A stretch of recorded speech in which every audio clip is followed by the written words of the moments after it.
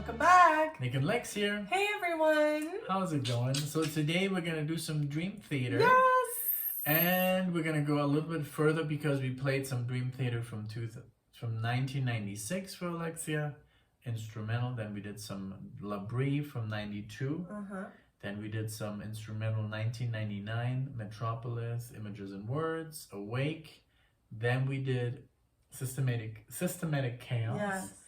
And today we're gonna go a little bit further, but we're still gonna do Systematic Chaos Part 2, but it's so long, and we just wanted to right Part 2, and we're gonna do what's it? What did I say? Systematic Chaos.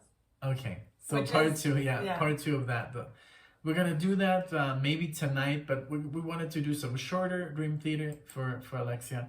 We're gonna do The Looking Glass from the album Dream Theater 2013. It's a self-titled album. I love when bands do that. Me too. But I was when it came out, I was like, okay, this is the end. This is the last one. Oh no, that would have been And we were wrong.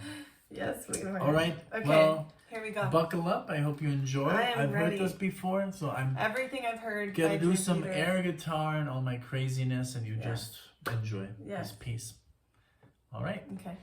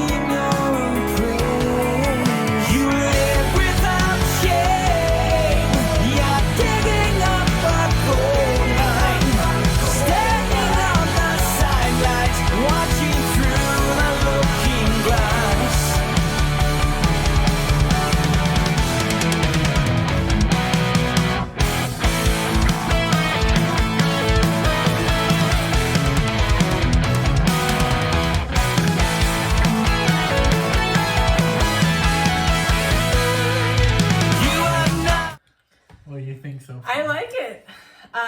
You know, I love all the musical, instrumental part of Dream Theater. I've always loved, and in this, everyone else who has been with us before has known that I've said that I'm not a huge fan of James LaBrie. But here, I'm not as bothered by his voice as I normally am. Not that I don't like it. It's just sometimes, you know. I would prefer it a different way, but in this one I don't mind it as much. It's actually really nice. He's not going too high. It's not going too high, which I think I'm discovering that what I don't like so much are his high notes, so that's good to know. Right. Because this and also it's very understandable what he's singing. Yes, I guess the pronunciation is more clear. And I love it's the Looking Glass reminds me of Alice in Wonderland. Me too. Absolutely. I guess maybe it's even about that. We don't have the lyrics pulled up because we want to focus more on the music. But so far, are you liking it? I'm loving it. Yeah, absolutely.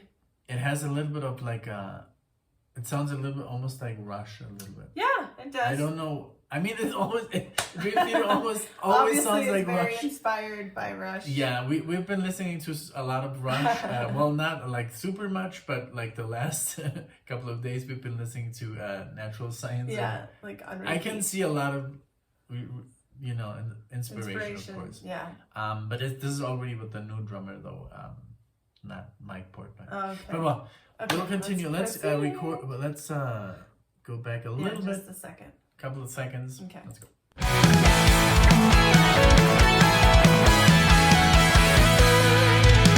are not content with being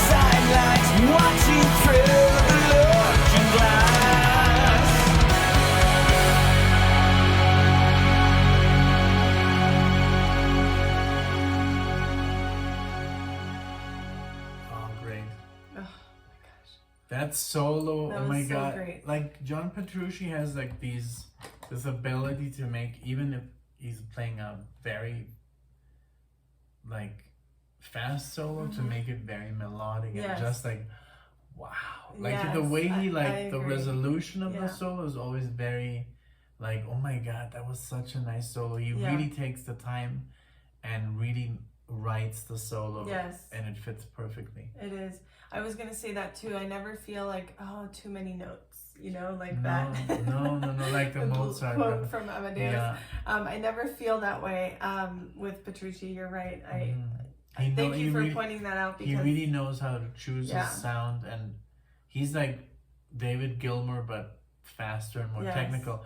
These solos are really have some meaning behind them. Like I loved how when it went into that bass section. I love the bass. And then he just started, and he took his time. Yeah.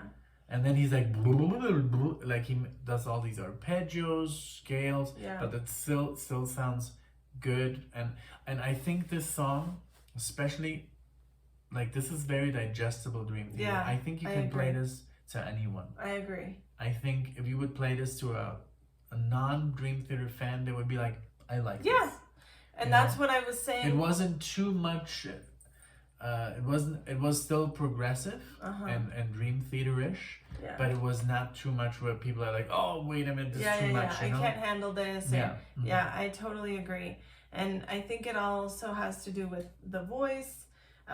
Everything was just the right level of everything all around. Not too long, this song. It was mucho. No, it's very, what I wanted to say, it's very radio friendly in a good way.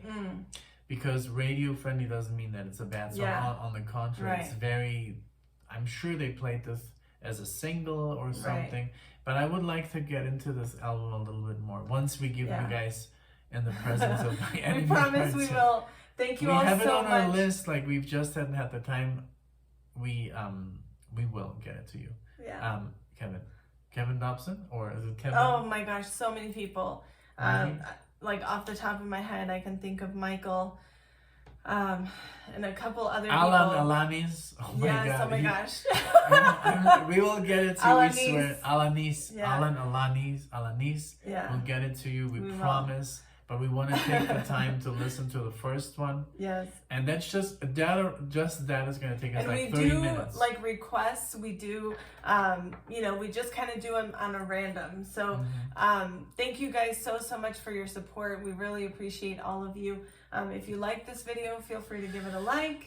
And thank you so much for being with us. Thank you for subscribing so much. And we've gotten so many great feedback from especially Dream Theater fans or Rush fans. Yes. Thank you so much. Prog fans in general. Prog fans in general are super nice and super cool. So thank you so much. We love you all. Thank you for your support. Bye.